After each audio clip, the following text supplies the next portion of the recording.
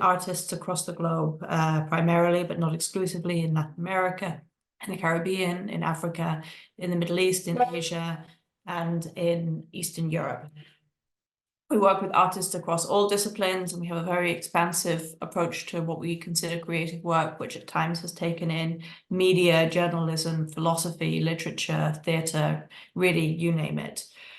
And I started my career with the fund back in 2017, when it had quite a different character in many ways. When I began working at the fund, we worked according to a much more traditional model of project-based funding.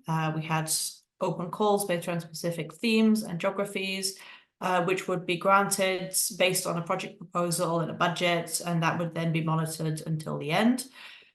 Over the course of 2020, we underwent a period of quite intense reflection and consideration. And the upshot of that, one of the upshots of that, was a shift away from that model entirely towards a system that we are thinking of as very explicitly trust-based funding. The form that has taken on a logistical level is through a system of awards. We have 3 types of awards that we give to individual practitioners working across many geographies and disciplines.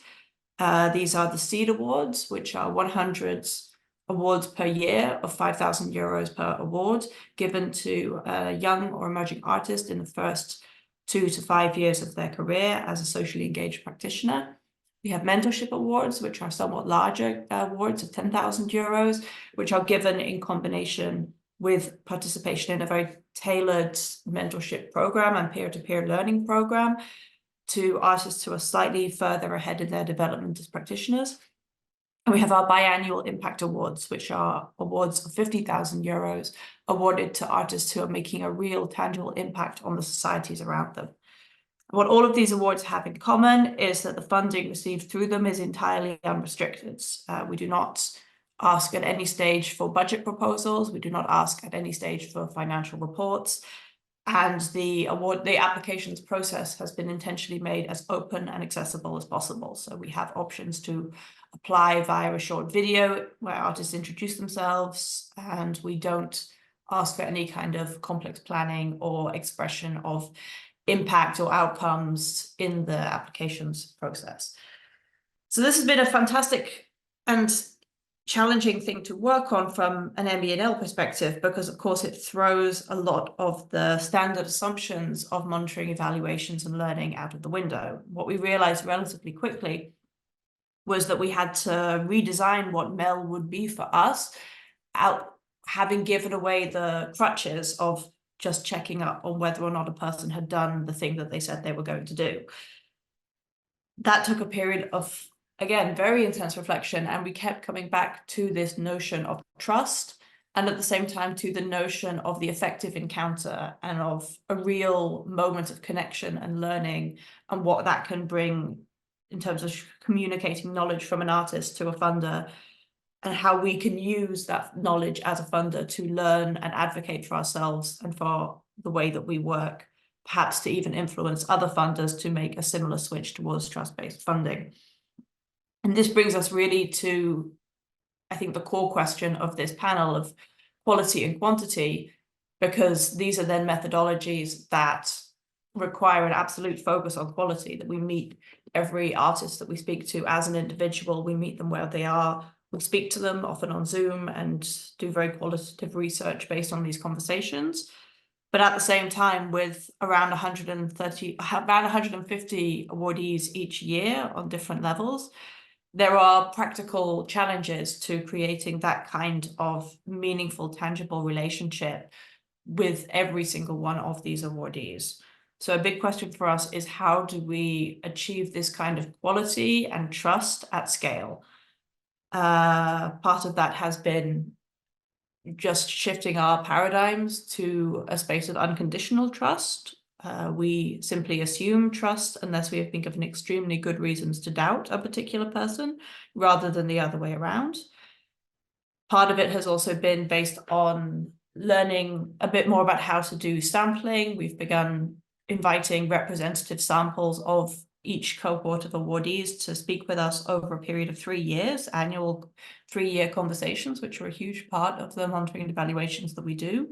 And through that, we're trying to really create insight into the long-term impact of the work, both on the artists themselves, their professional development, their artistic development, and we hope also on the societies and contexts that they live in.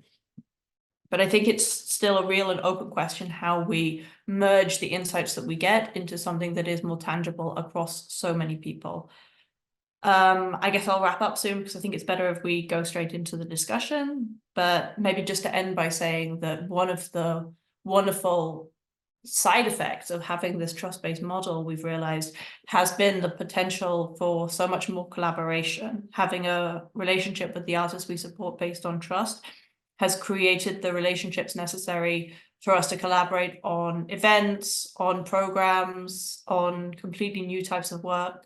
One example I really enjoyed doing recently was a panel discussion that I moderated together with 4 artists we supported recently from the LGBTQ+ community on funding queerness, queering funding, which is an incredibly open and honest discussion about the needs of queer artists in many different societies across the globe, from funders in terms of privacy, in terms of data protection, in terms of the kinds of support that are needed. I think that discussion is a great example of something that would not have been possible if we hadn't moved this model based on trust, just because of the transparency and the candor with which the artists were able to engage on that. So, and I'll hand it back over for discussion. Before just we go to the discussion, we have one more speaker who is not physically here with us, but shared the video, Angela Maria Pérez. Angela is the head of Office for Cultural Affairs of Banco de la República, Colombia's central bank. And they have a network of 29 cultural facilities around the country. And she leads the cultural national initiative Peace Speaks Up, a series of physical and digital cultural products intended for use by peace-building agents working to transform Colombian communities.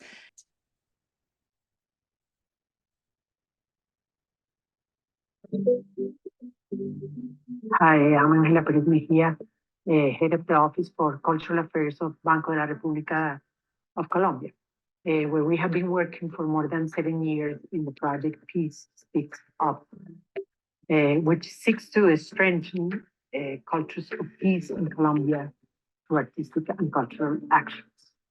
The project involves a network of mediators that carries out actions and activities in the 20 cities where the bank has cultural presence, and also in different places of the national territory, both rural and urban. This speaks up that together with Impact, and in particular because we shared some of the lines that Impact has proposed for the international network to work locally, to connect regionally, and to get international inspiration. So working for those objectives, we started working together with Impact to help the different mediators that around the country support our project. With the help from Impact, we identified certain needs that the cultural mediators had. Among those needs were to enhance the skills, to strengthen networks, and to make the process of cultural organizations visible, in particular, to be able to get sources of financing internationally and locally. So that's how we design a series of workshops to help our mediators in their needs.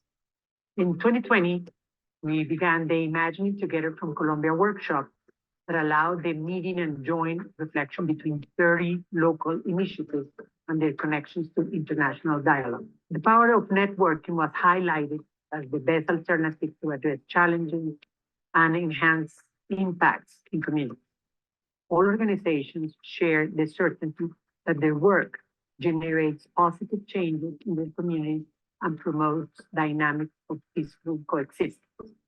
In 2021, we started the Design of Cultural Projects workshop, which was held with the participation of 9 organizations and the guidance of Cecilia Campos, a Bolivian cultural manager We contacted through impact. The workshop gave the participants the capacity to design possible and necessary cultural projects from everyday contexts, to build from the plural perspectives of the public, articulate joint actions between different initiatives with similar objectives, and identify financing resources.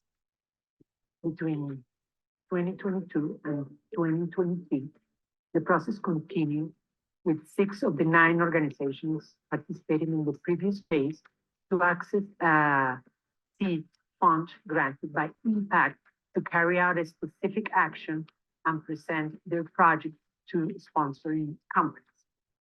The workshop also reinforced the commitment to peace in the territories through exercises focused on processes of collective memory, caring for the environment, and the dignity in the rural territories.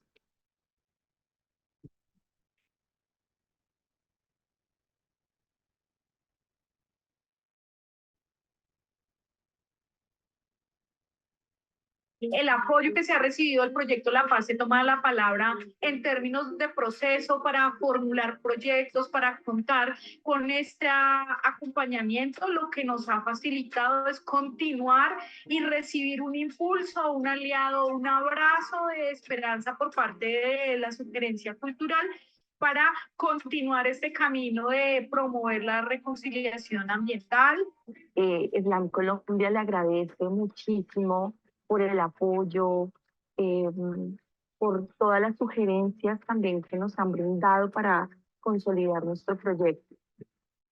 No hay proceso posible si no es colectivo. La gestión cultural en sí estuviera brindando una posibilidad de construir paz. Being part of the network of impact has been a key resource, not just for the local groups that have participated in the workshops, also for Peace Speaks Up, the cultural project of Banco de la República. This platform has been a possibility for us to connect regionally and to get international inspiration, thanks to all the people.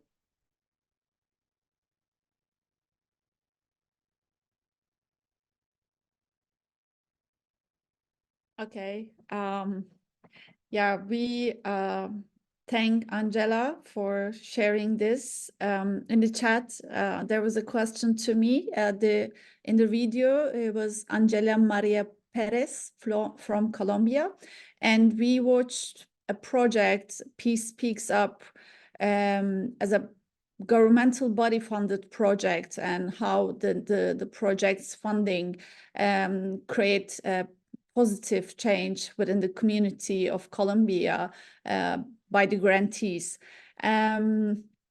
So now I'll open the floor to other participants to share ideas and their experiences about how they've been experiencing, especially the funding schemes or grant making processes and within their communities, because we are here from very different geographical locations, let's say, but for from the grant makers or from the grantees position, it's always changed the processes, the approaches that we do or we have to do.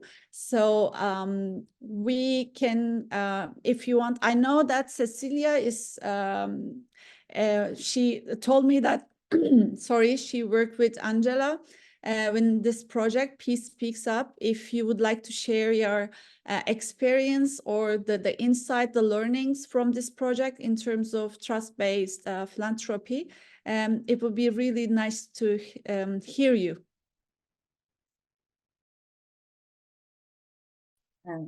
Thanks too much. Hi, everyone from Bolivia. Yes, we worked this project together, and I'm here just to share you the experience or some things, some points that we maybe should highlight, because we can't speak with the video, but I can speak with you. And I wanted to highlight the first thing that also Laura told before. about the trust. I believe that also this project become in a trust cascade effect. I'm not very good in English, but I will do my best. My grandfather, who was a peasant and a very practical man, he used to say that whoever wants to speak, let him speak with his hands. And he means speak by doing things, by speak with actions. And I guess that maybe that would answer the question in some way, the question of this dialogue. That is why that's why I want to share you these points that I believe are important in this process in Colombia. The first step that was a very important challenge, it was finding cultural organizations that have honest projects ideas, those projects that are created from the needs of the community, that have genuine interest in taking charge of the transformation of the realities they live. I think that that from that point to begin with, the quality of a project at least already has a soul, so that the rest can be built. I guess that's what we did. And happily, this first step was simple in this project, because the process that of many years that Banrep Cultural have been building in Colombia through this project, La Paz se toma la palabra, Peace Speaks Up, through which it has approached to many organizations with this profile.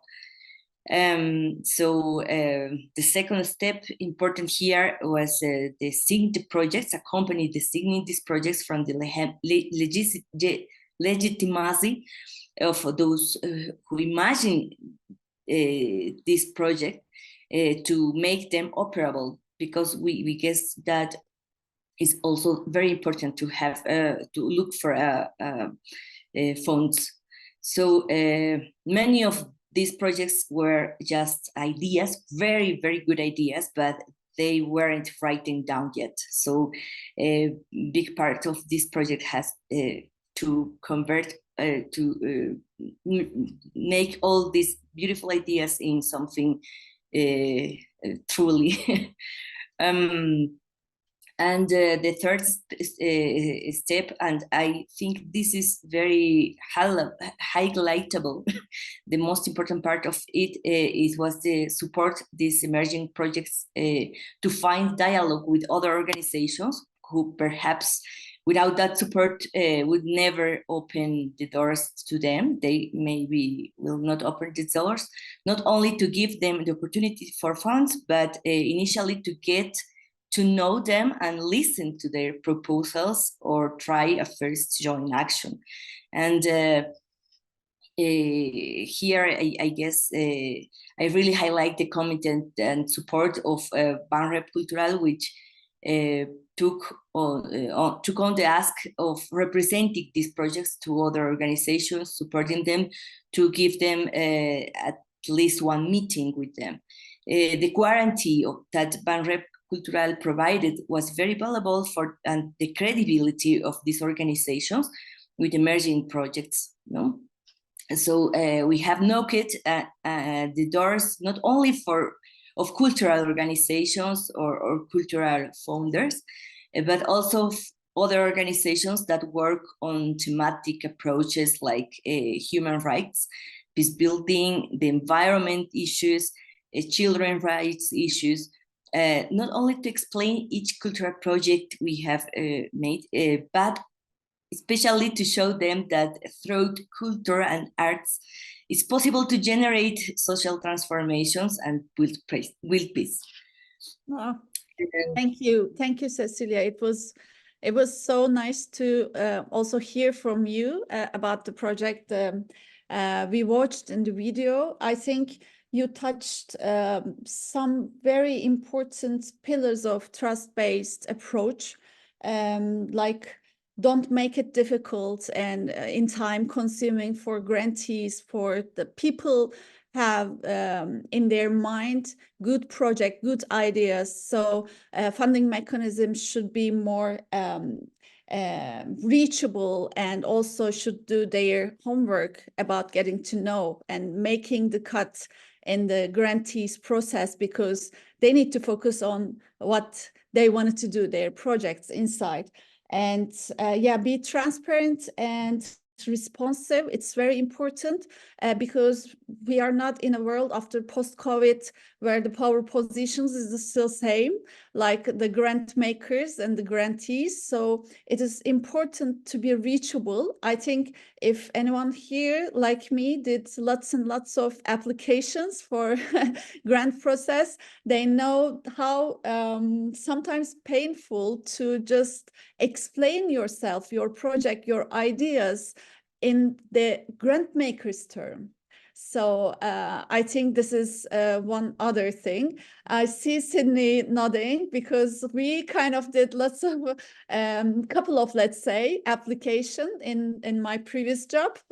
So we know the process, let's say, but I'm not going to talk a little much more. I wanted to thank you again, Cecilia. And there is Ezenwa Okoro, sorry if I pronounce it wrongly. He asked if you could share the link of the website. If you can do it through the chat, Ezenwa could reach it. But now, yeah, we've heard from Laura, institutional perspective, the changed perspective, and for my opinion, for much better, let's say. And we heard the governmental bodies' perspective. So I would like to hear if any of you would like to share your experiences as a grantee, as people realizing their dreams and projects. So if you could, raise your hand digitally or physically, I would be happy to give you the floor. Okay, Ivana Milanovic, I think from Belgrade Theater. Yes. Welcome. Hello, everyone. Nice to see you all. It's a very good and privileged moment to share this unique time and space with you, even virtually. So I'm happy to be here. I'm from DAH Theater from Belgrade, Serbia. DAH Theater was founded in 1991. So we are operating 32 years in the field of theater arts, creating performances and projects connected to art, but also to arts and human rights. In that sense, since 1991, we were working in this field of social transformation through art and using theater and art tool for mediation, peace building, connecting citizens with arts, and also trying to engage and try to create some kind of a change, and also raising awareness of certain topics. So in that sense, we also have founded a theater festival called Arts and Human Rights, founded in 2020 during the COVID, unbelievably. And last year we had the third edition, and we are trying to fundraise for the fourth edition, which will be in June 2025. It's a theater festival where we are actually wanted to create kind of a platform where we will present the theater makers and activists and experts from the field of arts and also field of human rights and environmental rights, children's rights, to present their work to the public. So far we had guests and participants from all over the world. It was really fantastic. All three editions were very successful in terms, it was like 5 days long festival with music, performing arts, visual artists. We wanted to connect the more we can. The main problem, of course, is fundraising, as usual, since we at DAH Theater are mostly artists, but being artists in independent theater group in Serbia means we have to be able to develop ourselves in many different ways. So we need to fundraise. In that sense, I'm a project manager and a fundraiser, and it's really time consuming, as someone of you said. And as Ezgi said, it's really hard to explain yourself sometimes and your project in the of the grant in the terms of foundation language. Yeah, the official documents language. Yes, exactly. So I don't know how to say. Somehow we are managing, and because we are making these good strategies in planning, fundraising, and then creating the shows. But in Europe and Serbia, since it's a very delicate situation politically, and we have problem. We had wars in 1991, then we had bombarding of Belgrade in 1999, which we all survived, of course, luckily. And also we have issue with Kosovo. We cannot enter the EU, European Union, because of this problem politically. So it's a very complex situation. It's not easy, especially not easy to be independent. But I would like to hear if you have some kind of more funding opportunity where we can address with our specific way of work and specific theater in order to create more trust, as you, Laura, said, with the funders, and to have more operational funded projects, not just project based, but like operational costs to be covered, so we cannot think about how we will survive next month, but to think how we could be more creative and focus our creation to the work of theater creation rather than to fundraising. Thank you all, and if you have question, I'm happy to answer. Thank you, Ivana. I think it's very important to cultural practitioners know who are adopting trust-based approaches. And I will share a link. There is this website, Trust-Based Philanthropy. And I think within their page, there are lots of other organizations adopting this way of process. But if Laura, you're in the European scene, and if you know any organization, you can just share the links on the chat. It would be highly appreciated. Now I'm just gonna give Sydney the mic. I'm sure she has different experiences to share. Hi, Ezgi.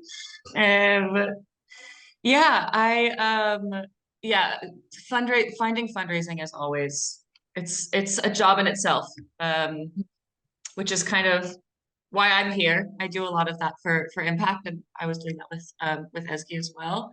I noticed that a lot of what we talked about today, what everyone who spoke had mentioned, was this focus on networking and building trust and shared learning and discussions and open dialogue.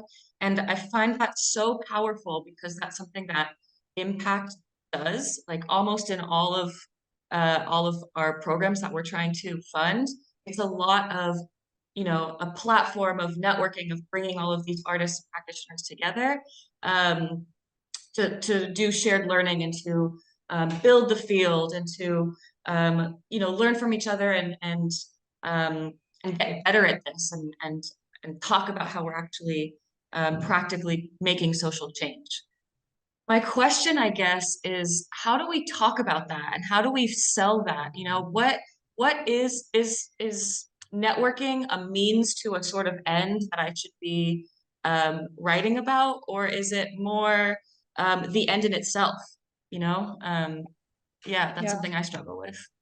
Yeah, it is a great question, and Impact is like trying to create this network of culture and art professionals who are working on peace building. And for that reason, we have 30 seconds left in the room. I don't know how the time flies. I'm so sorry. Maybe I just carried on with your beautiful speeches, but to figure out this, we'll have more and more occasion to get together. Please be connect to Impact community at impact.org. You can, through the website, reach out to us. There will be a post-event survey. Please just don't let it go, fill in, so we can have more productive meetings like this. I'm sure we're going to see each other. Maybe we are too many different people from different countries, but I hope that one day physically we can also connect each other. I would like to take this moment to thank you, Laura, being here, sharing your thoughts. There's lots of discovery about Prince Claus. I'm gonna look more into that. I think it's very important that you are the pioneer, one of the pioneer organizations, funding organizations in terms of trust-based approaches. And I know that organizations are very sorry, but I'm very happy about the individual practitioners, artists that you are supporting. I should say that.